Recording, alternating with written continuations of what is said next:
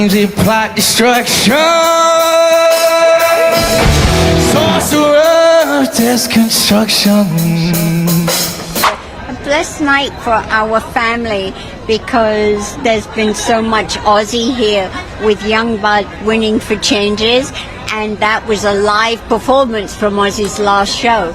And then all his friends got together to do this amazing tribute for him. It's so lovely that his peers and this community that he loved so much is going to be acknowledging him and his work tonight. And it's just as much about my mom as it is my dad, and we're here to support her through it. Has it galvanized your family even more? Or I mean, we're closer now than we ever have been. We're all we have. And we've experienced the biggest loss we will ever go through. And all we want to do is just live in his legacy. If judgment God is calling. Jay, that's right, Jay. Yes, sir. That's and Jay, straight ahead, my friend. Imagine the most rebellious, high-energy rock star on the planet standing on the world's biggest stage, clutching a Grammy, and instead of taking all the glory, he brings out the breathing widow of the greatest heavy metal legend of all time to share the win. This is where the body's burning. All war pigs have the power. you knew your dad was a legend, but could you even wrap your mind around the scope of what he meant? Yeah. No, I didn't realize just how much he was loved, and you know what the best part about him was, is that he didn't either. That is exactly what happened just hours ago at the 68th Annual Grammy Awards in Los Angeles, and the footage is absolutely heart-wrenching. And right here, guys. Together, turn your bodies right here for me. There you go. Be careful who you're hanging out with. Yeah. Young blood, give me that right here. Young blood over here. Give me a fun one, young blood right here. Young blood over here. We love it. We are talking about Youngblood, the 28-year-old firebrand, winning Best Rock Performance for his cover of Black Sabbath's Changes, a song he performed at Ozzy Osbourne's final show just weeks before the Prince of Darkness passed away. When Youngblood called Sharon Osbourne onto that stage, the entire industry stopped breathing. This wasn't just an award, it was a passing of the torch from a man who defined metal to a kid who was promising to keep it alive. You got number one album? Yeah, I have, yeah. Good for you. Conquer America. Like. That's it, man. That's the goal. That's the Gotta conquer America. And then the world. That's the next goal, baby. Stop. Just keep going. Yeah, man. Don't give in. No, man, never. Epic, man. Love you, Oz. Love you. Love you, man. Honestly. We would all. Sharon, right here, please. Sharon, eyes right here to me in the middle. One more here. From the secret advice Ozzy gave Youngblood backstage to the shocking details of Sharon's first public appearance since the funeral, we are breaking down the night that rock and roll finally took back its crown. You will not believe what Youngblood whispered to Sharon as they walked off that stage. See, when Ozzy first met Youngblood, he said, "I've just met myself." And he just adores him. If you are new to the channel, please do not forget to subscribe to the channel. It's free, takes a second, and means the world to us. Thanks, if you did. Really excited. I think it's pretty bittersweet being up for the award for Changes, because obviously, like, that was the last moment I saw him in the flesh. But it's going to be massive. I love him. Shout out Ozzy Osbourne, like, till death. I've got his cross in my pocket. He's here with me right now. So yeah, right on. Show that to camera. Now back to the show. The atmosphere inside the Crypto.com arena on Sunday night, February 1st, 2026 was thick with anticipation, but nothing could have prepared the audience for the raw emotional intensity of the Ozzy Osbourne tribute.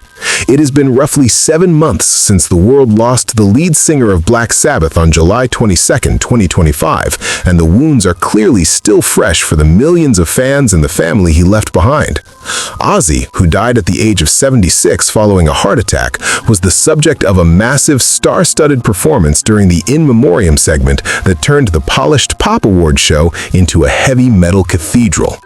The group assembled for the tribute was a true super group of shadows, featuring Post Malone on vocals, Guns N' Roses legends Slash and Duff McKagan, Red Hot Chili Peppers drummer Chad Smith, and Ozzy's longtime producer Andrew Watt.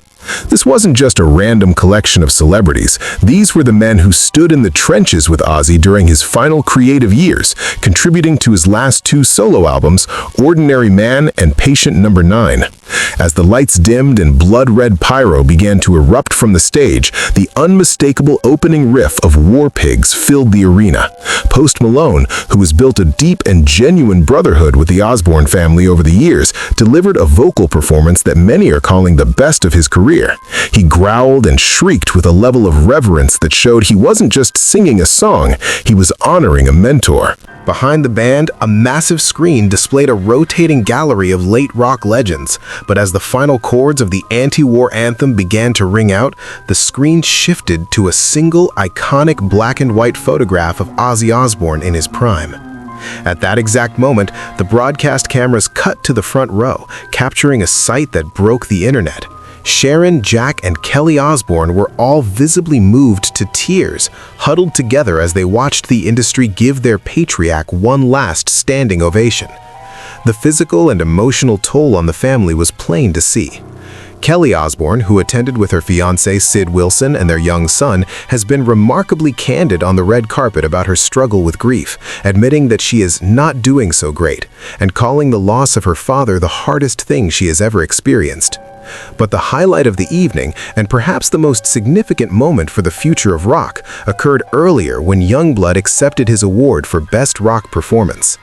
Youngblood won for his live recording of Changes from the Back to the Beginning concert in Birmingham, which marked Ozzy's final time ever on a stage. In a move that shocked the house, Youngblood brought Sharon Osbourne onto the stage to accept the accolade with him. The 73-year-old widow, making her first major public appearance since the funeral, clung to Youngblood's arm as he delivered a fiery, unfiltered speech about the strange reality of becoming close to an idol who helped him find his own identity. Youngblood's speech was more than a thank you, it was a revelation of Ozzy's final act of generosity. He recalled their last conversation, where Ozzy, even while battling his own failing health, asked the young musician if there was anything he could do for him. Youngblood's response, "The music was enough," has already become the defining quote of the 2026 Grammys. It served as a reminder that for a man like Ozzy, the art was always the most important thing. Sharon was seen wiping her eyes and nodding in agreement as Youngblood promised to carry Ozzy's spirit onto every stage he ever plays. The evening proved that while the Prince of Darkness may have passed away, his legacy is being guarded by a family and a new generation of artists who refuse to let the fire go out. From the explosive guitars of Slash and Andrew Watt to the tearful embrace of the Osbournes in the crowd, the night was a powerful, crushing, and ultimately beautiful goodbye to a man who truly changed the world of music forever. Thank you so much for watching.